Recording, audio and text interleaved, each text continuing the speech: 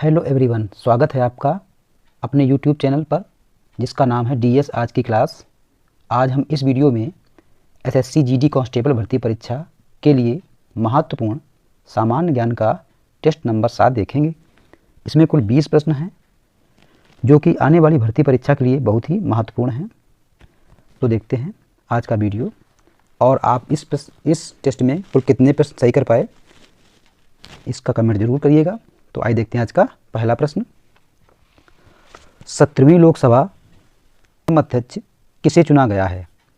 तो इसका सही विकल्प है ए ओम बिरला को।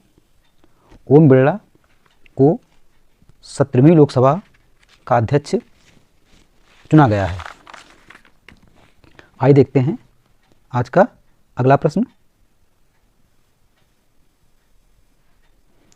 निम्नलिखित में से किस राज्य में राष्ट्रीय राजमार्गों की सर्वाधिक लंबाई पाई जाती है? तो इसका सही विकल्प है डी महाराष्ट्र में। महाराष्ट्र राज्य में राष्ट्रीय राजमार्गों की लंबाई सर्वाधिक है। आइए देखते हैं अगला प्रश्न। बुक्सा बाग परियोजना किस राज्य से संबंधित है? तो इसका सही विकल्प है बी पश्चिम बंगाल। बुक्सा बाग परियोजना का संबंध पश्चिम बंगाल से है, इसे आप याद रखिएगा। आइए देखते हैं अगला प्रश्न। भारत के किस राज्य में सर्वप्रथम पंचायती राज व्यवस्था का शुभारंभ हुआ? तो इसका सही विकल्प है डी राजस्थान। राजस्थान राज्य से सर्वप्रथम पंचायती राज व्यवस्था का शुभारंभ हुआ था और यह 2 अक्टूबर 1959 को प्रारंभ हुआ था राजस्थान के नागौर जिले से। किस जिले चालू हुआ था? नागौर जिले से। कहाँ से? राजस्थान से। और कब? 2 अक्टूबर 1959 को प्रारंभ हुआ था। आइए देखते हैं अगला प्रश्न।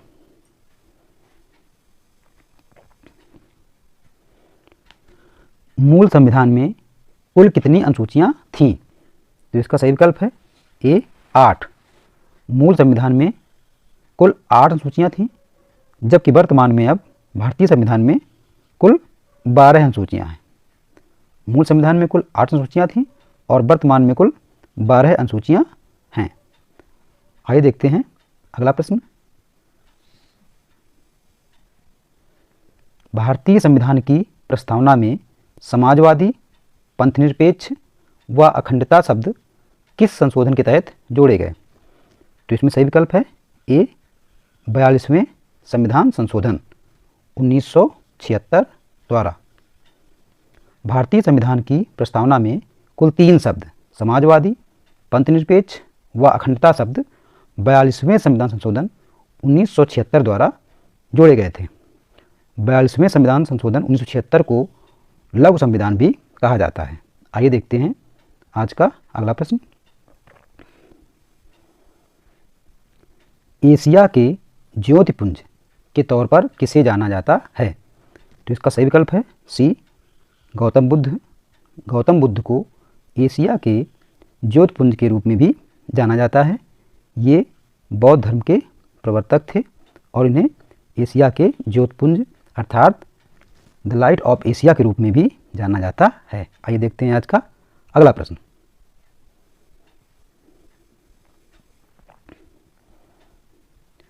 भारत सरकार द्वारा राजीव गांधी खेल रत्न पुरस्कार की शुरुआत कब की गई थी? तो इसका सही विकल्प है बी 1991-92 में। राजीव गांधी खेल रत्न पुरस्कार की शुरुआत 1991-92 में की गई थी और इसे वर्तमान में मेजर ध्यानचंद पुरस्कार के रूप में भी जाना जाता है। और सबसे पहली बार यह पुरस्कार शतरंज के खिलाड़ी विश्वनाथन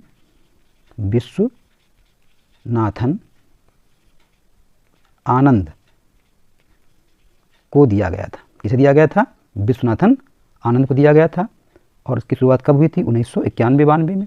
और यह राजीव गांधी खेल रत्न पुरस्कार यह खेल के क्षेत्र में भारत में दिया जाने वाला सर्वोच्च पुरस्कार है और इसका वर्तमान नाम मेजर ध्यानचंद खेल रत्न पुरस्कार हो गया है। आइए देखते हैं आज का अगला प्रश्न।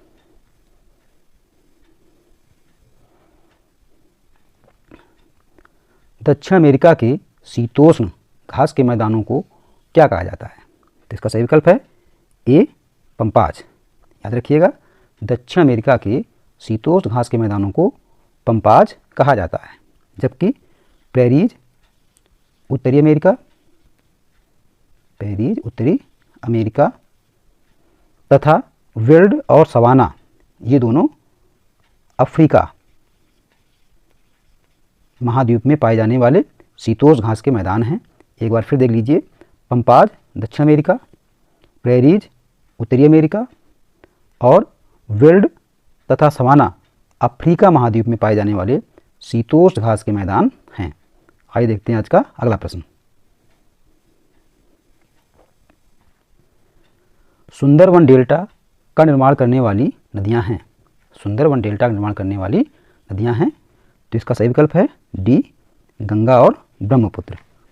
गंगा और ब्रह्मपुत्र नदियां सुंदरवन डेल्टा का निर्माण करती हैं और यह डेल्टा विश्व का सबसे बड़ा नदी डेल्टा भी है और सुंदरवन डेल्टा भारत और बांग्लादेश के मध्य स्थित है। आइए देखते हैं आज का अगला प्रश्न। मौलिक अधिकारों के अंतर्गत कौन सा अनुच्छेद बच्चों के शोषण से संबंधित है? तो इसका सही विकल्प है सी अनुच्छेद 24। अनुच्छेद 24 बच्चों के शोषण से संबंधित है, जबकि अनुच्छेद 17 अस्पृश्यता से, अनुच्छेद 19 वाक और अभिव्यक्ति की स्वतंत्रता से और अनुच्छेद 21 का संबंध प्राण और दैहिक स्वतंत्रता से है। आइए फिर देख लेते हैं। अनुच्छेद 24 का संबंध बच्चों के शोषण से संबंधित है, अनुच्छेद 17 का संबंध अस्पृश्यता से है, अनुच्छेद 19 का संबंध वाक और अभिव्यक्ति की स्वतंत्रता से है, अनुच्छेद 21 का संबंध प्राण एवं दैहिक स्वतंत्रता से है। आइए देखते हैं आज का अगला प्रश्न। विशाख दत्त द्वारा रचित पुस्तक है, तो इसका सही विकल्प है डी मुद्रा राक्षस। मुद्रा राक्षस पुस्तक विशाख दत्त द्वारा लिखी गई है और इस पुस्तक में मौर्य वंश के विषय में जानकारी प्राप्त होती है। याद रखिएगा, मुद्रा राक्षस पुस्तक से मौर्य वंश के विषय में जानकारी प्राप्त होती है और इसके लेखक विशाख दत्त हैं। आइए देखते हैं अगला प्रश्न। राष्ट्रीय साक्षरता मिशन कब प्रारंभ किया गया था? राष्ट्रीय साक्षरता मिशन कब प्रारंभ किया गया था? तो इसका सही विकल्प है सी सही है, विकल्प यहाँ गलत दिया है। सी 5 मई 1988। इसे आप फिर से देख लीजिएगा, सही कर लीजिएगा। 5 मई 1988 को राष्ट्रीय साक्षरता मिशन प्रारंभ किया गया था। 5 मई 1988 को।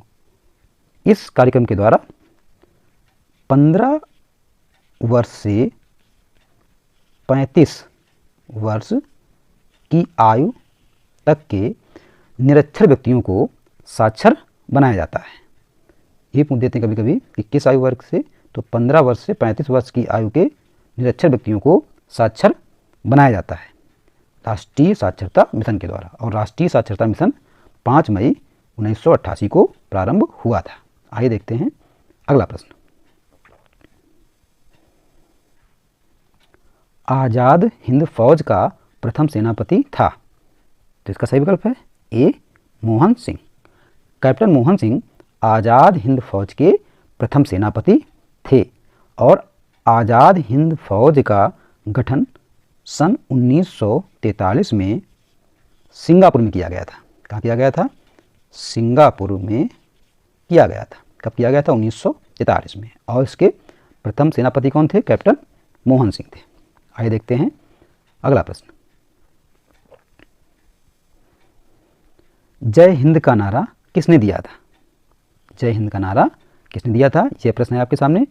और इसका उत्तर है बी, विकल्प बी सही है, सुभाष चंद्र बोस। सुभाष चंद्र बोस ने जय हिंद का नारा दिया था। इसको आप याद रखिएगा कि सुभाष चंद्र बोस जी ने जय हिंद का नारा सर्वप्रथम दिया था। आइए देखते हैं अगला प्रश्न। 1906 में मुस्लिम लीग की स्थापना हुई थी। 1906 में मुस्लिम लीग की स्थापना हुई थी, तो इसका यहाँ पर प्रश्न है कहाँ हुई थी। तो इसका सही विकल्प है डी, ढाका में। सन 1906 में मुस्लिम लीग की स्थापना ढाका में हुई थी और नवाब सलीमुल्लाह खान के द्वारा इसकी स्थापना की गई थी। किसके द्वारा, नवाब सलीमुल्लाह खां के द्वारा मुस्लिम लीग की स्थापना हुई थी और इसमें आगा खां का भी बहुत अधिक महत्वपूर्ण रोल था इसके स्थापना में। आइए देखते हैं आज का अगला प्रश्न। स्वराज शब्द का प्रयोग सर्वप्रथम किसने किया था। तो इसका सही विकल्प है डी, दयानंद सरस्वती ने। स्वराज शब्द का प्रयोग सर्वप्रथम दयानंद सरस्वती ने किया था। इन्होंने आर्य समाज की स्थापना भी की थी और इन्होंने प्रसिद्ध नारा वेदों की ओर लौटो भी दिया था। तो याद रखिएगा इनके विषय में 3 फैक्ट्स जो बहुत पूछे जाते हैं कि स्वराज शब्द का सर्वप्रथम प्रयोग किसने किया, तो दयानंद सरस्वती जी ने किया। आर्य समाज की स्थापना भी इन्होंने की और वेदों की ओर लौटो का प्रसिद्ध नारा भी इन्होंने ही दिया था। आइए देखते हैं अगला प्रश्न। किसी वस्तु का भार शून्य हो जाता है। किसी वस्तु का भार शून्य कहाँ हो जाता है। तो इसका सही विकल्प है डी, पृथ्वी के केंद्र पर।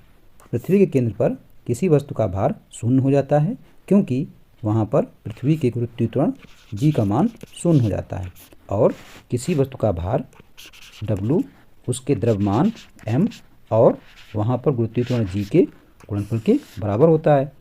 और जब जी का मान 0 होगा तो उसका भार भी क्या हो जाता है, 0 हो जाता है। अतः पृथ्वी के केंद्र पर गुरुत्वाकर्षण का मान भी 0 होता है और जिसके कारण किसी वस्तु का भार भी वहाँ पर 0 हो जाता है। आइए देखते हैं अगला प्रश्न। किसी कर्ता द्वारा कार्य करने की दर को क्या कहते हैं। तो इसका सही विकल्प है ए, सामर्थ्य। किसी कर्ता द्वारा कार्य करने की दर को सामर्थ्य कहते हैं और सामर्थ्य का मात्रक वाट होता है। क्या होता है, वाट होता है। इसे जूल प्रति सेकंड भी कहा जाता है। आइए देखते हैं आज का अगला प्रश्न जो कि आज का अंतिम प्रश्न भी है। निम्न में से कौन वंशागत रोग का उदाहरण है। निम्न में से कौन वंशागत रोग का उदाहरण है। तो इसका सही विकल्प है डी, हीमोफीलिया। हीमोफीलिया रोग वंशागत रोग का उदाहरण है। वंशागत रोग ऐसे रोग होते हैं जो एक पीढ़ी से दूसरी पीढ़ी में स्वतः ही हस्तांतरित होते रहते हैं। यदि आज का यह मेरा वीडियो आपको पसंद आया हो तो कृपया लाइक करें, शेयर करें और यदि आप चैनल पर नए हैं तो कृपया चैनल को सब्सक्राइब भी कर लें। मिलते हैं अगले वीडियो में, तब तक के लिए धन्यवाद।